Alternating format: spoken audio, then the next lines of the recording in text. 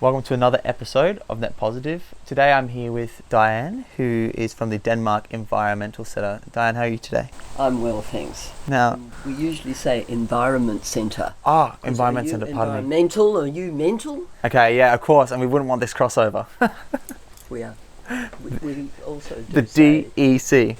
DEC. You don't have to be mad, but it helps, is one of our sayings. Okay, you don't have to be mad, but it helps. I like It that. goes along with the environmental theme. Yeah. But anyway, Denmark Environment Centre, yes. I've been involved with the Environment Centre since the very first beginnings. I think it was 1986. They had a proposal to wood chip here, going into private land and wood chipping some of the remaining bits of beautiful forest. So people mounted a campaign, and we were meeting in around people's kitchen tables. And somebody came bursting into a meeting one day, went, "There's a shop coming vacant in town."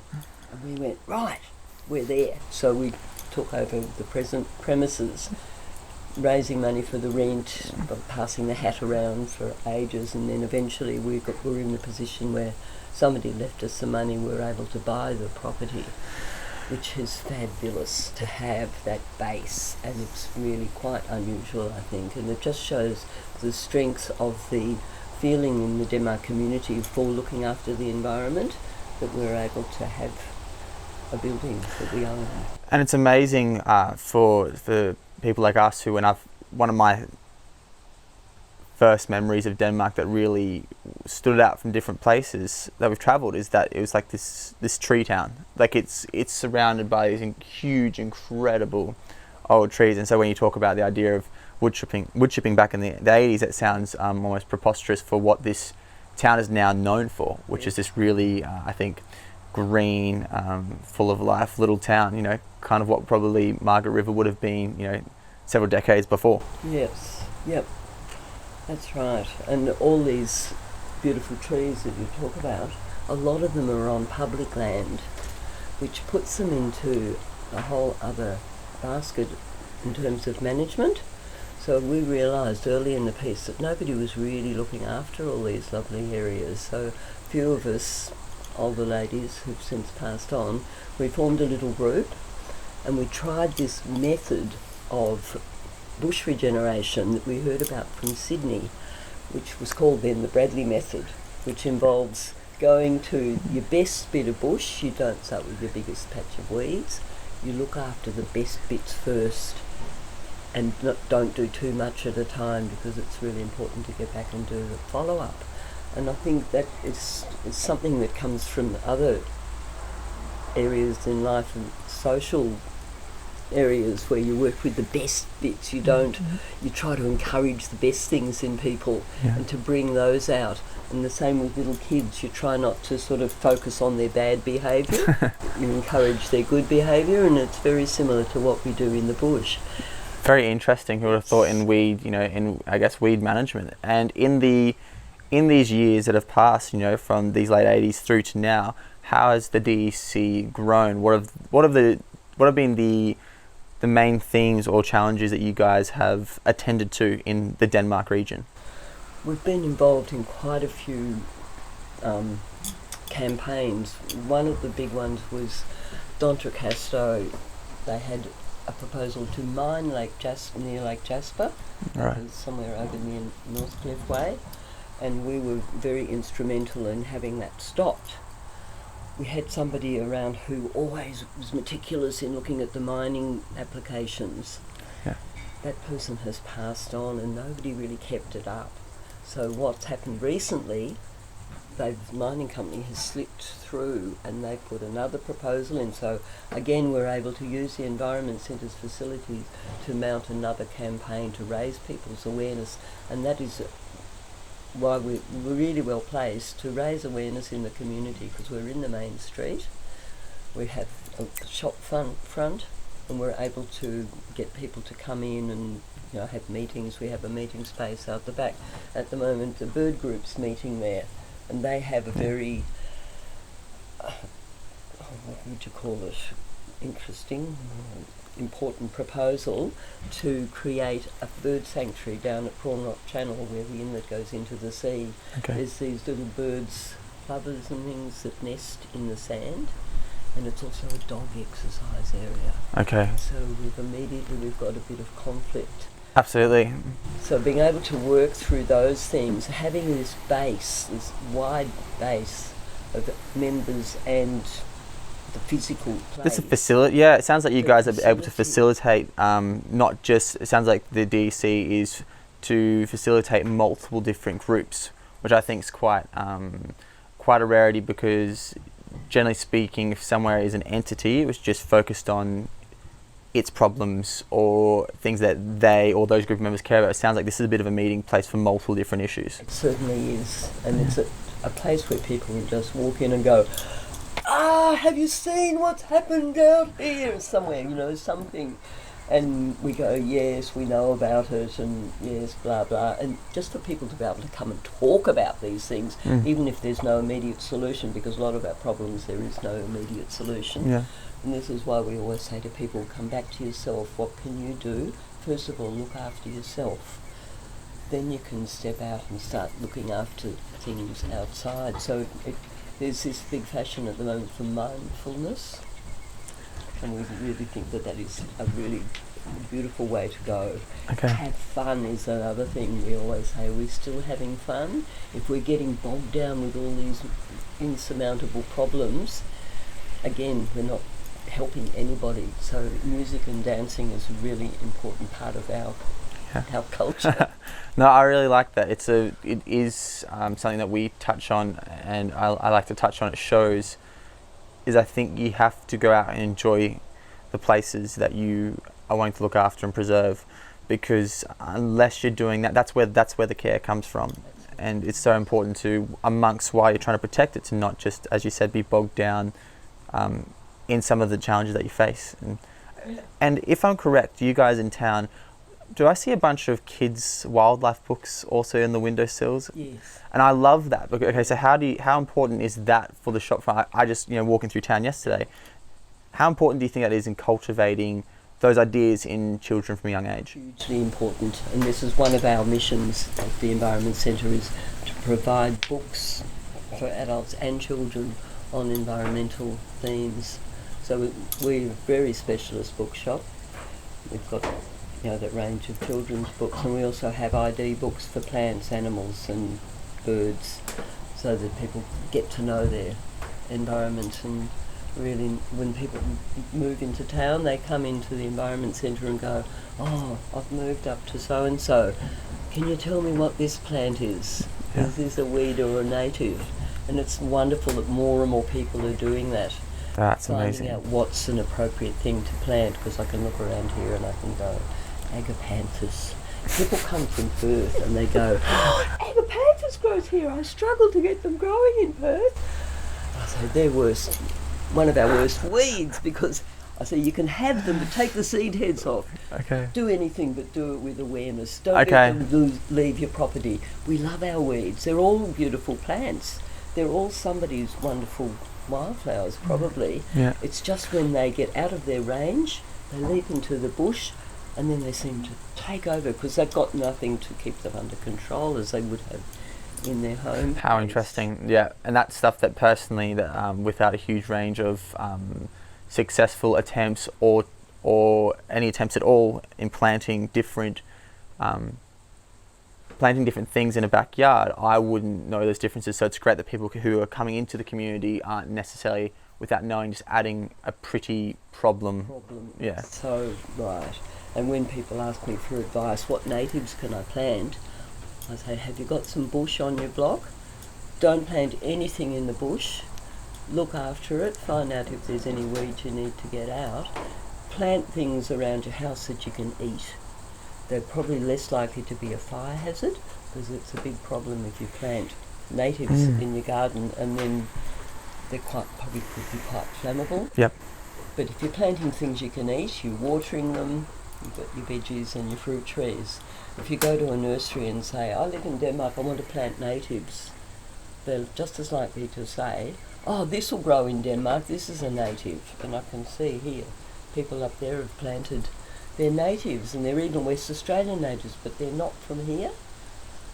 So it's been a fashion to plant natives, but I think that is really, people are starting to become more aware and realise that there's natives, and Australia is a big country. And That's really interesting. Vegetation changes like metre by metre according to the soil type, the aspect and all of that. And it's a fascinating thing to get involved with plants. I'm so happy that I've got that interest in my life, because it, gets me up in the morning. I've got other things that I'm interested in, but no, I'm sure it sounds like a huge, just like what you talked about there about natives being of, some people are right, I'll just plant a native Australian plant, but Australia being such a big geographical and different climates throughout our region. Absolutely. That there's little things like that I wouldn't personally pick up on a first whim. How much in Denmark, I think, at particular this time of year, at least for us driving through the country, how much for Denmark is it important, the fire management, and the work that you do to prevent, looking, again, it's incredible to have such an expanse of land with such dense vegetation, but how much for people living in Denmark, how much do you guys get involved in the fire management, so to speak? We have, I do a bit of it, give people a bit of advice on what, how to manage their fuel. And they have certain standards, but it's like, we think they need to be revisited, because they've tried to put a blanket thing over everybody where there's, it should really go case by case. Right. But that's very hard to deal with, because obviously if you've got bush right up to your door, that's a problem. So you need to have a clearing around your house, and as I alluded to, plant things that don't burn easily. Yeah. In the bush itself, because we don't live in the bush, it's become quite, full of fuel and dead stuff. Whereas back in the day when people lived actually in the bush, it was so different. Now we've sort of moved out of it, and it's become a problem.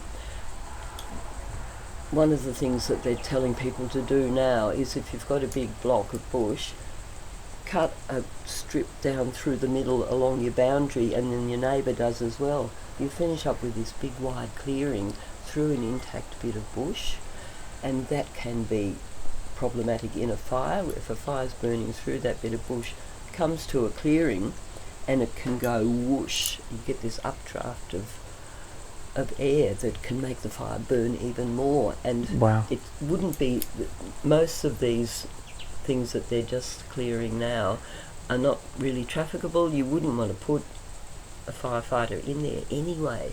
So we've got a lot more work to do on managing fuel. People are running in fear. They're terrified. They move down here and they go, there! We're going to be burnt in our beds. Darling, let's clear all of that. And then we can see the view.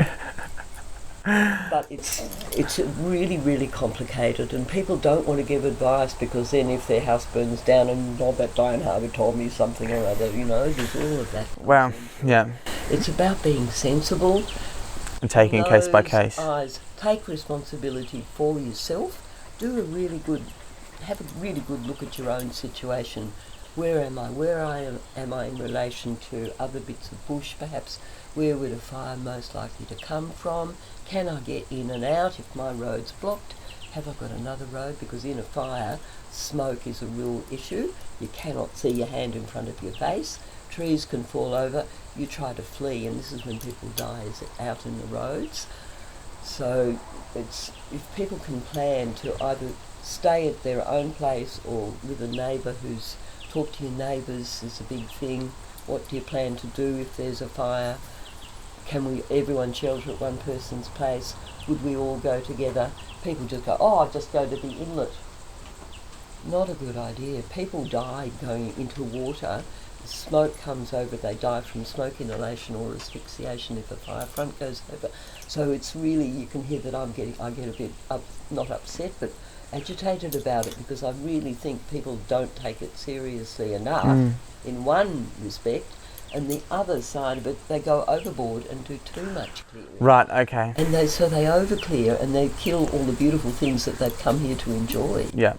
It's not an easy. Okay, yeah, it's a case by case. No, I think that what you touched on there about people either being careless or almost too careful, and neither are.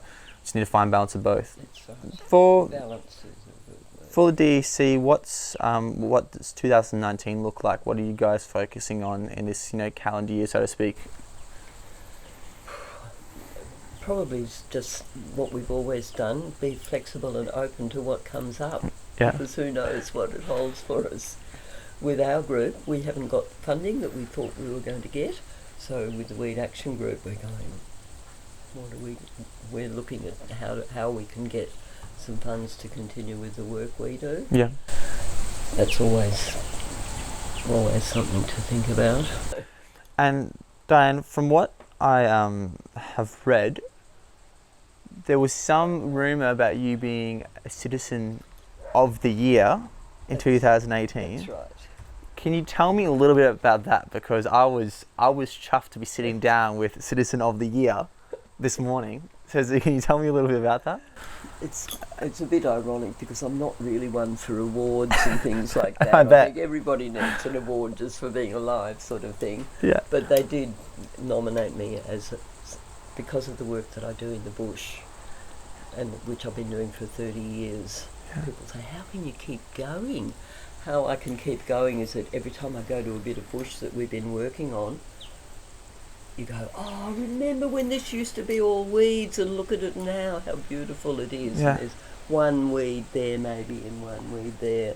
So that persistence is, I think that's what they admired about me, is that I've kept on going, keep on going. And I've worked at TAFE for a while, so we've got a trained group of people to work with us. So it's not just me, it's our whole group. But I did go to the Shire at the end of last year and to say thank you for awarding me this for being, looking after the bush. And I assume that you also have the same values, that you value the bush, but it's not quite translating onto the ground. Some of the work that's being done is a bit damaging to the bush. Yeah. So I hope in 2019 that's some of the changes we're going to see. That's something that I want to see happen, is better communication, and I have to say it is happening already. We've had a few changes of staff at the Shire. They've picked up on this, that they can improve what they're doing, and it's not impossible for them to do, and work with us. In the past they thought, oh, that's all too hard to talk to you people, but now they've got. So I think getting that award has raised the profile of the work that we do. So it was good. I did get a few free beers out of it. Okay, fantastic. And that counts, doesn't it? And just lastly, before we go, I think what you touched on there about the persistence. You've been doing this for 30 years.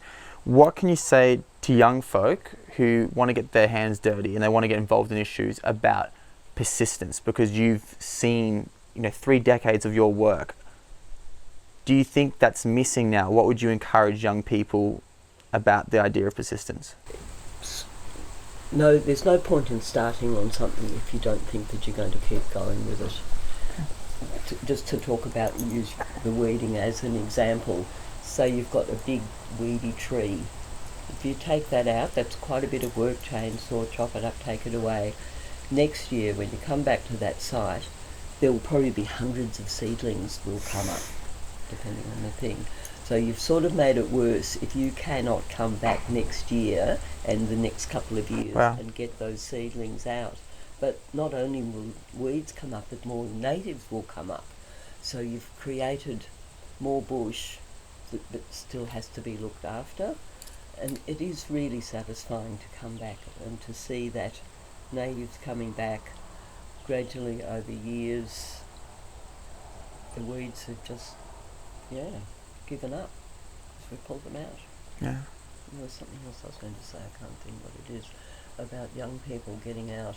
We've had a few crews like Green Army and programs that the government starts up and they go for a while and then they peter off. And it's such a pity that we don't have more of those, because having a small group of young people out in the bush working with us is really, I think, invaluable. And some of those people have come back and worked with us from time to time. But because of the funding, and it's not it's not recognised well enough in all levels of government that this is actually really good work for people. It's not only good for the bush, it's good for people's souls to get out and do something that's useful, and it's not damaging the environment. We're not using herbicides. And it's looking after local areas. Looking after local areas, getting to know your local area better than you did before.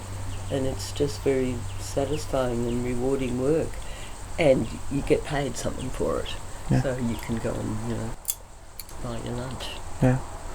Oh, well, let's hopefully see more young people involved in the years to come. Goodness, that's what I would love to see. We do go to schools, and the little kids, you should see them. They're so keen at the primary school. Yeah. And last time we went, we go, "There's no weeds. You've done too good a job, guys." And that sounds like a great problem. That was a great problem to have. Yes. Hey, well, Diane, thank you very much for joining us today. An absolute Lovely. pleasure. Thank and you for inviting me. Tune in for another episode sometime of Net Positive.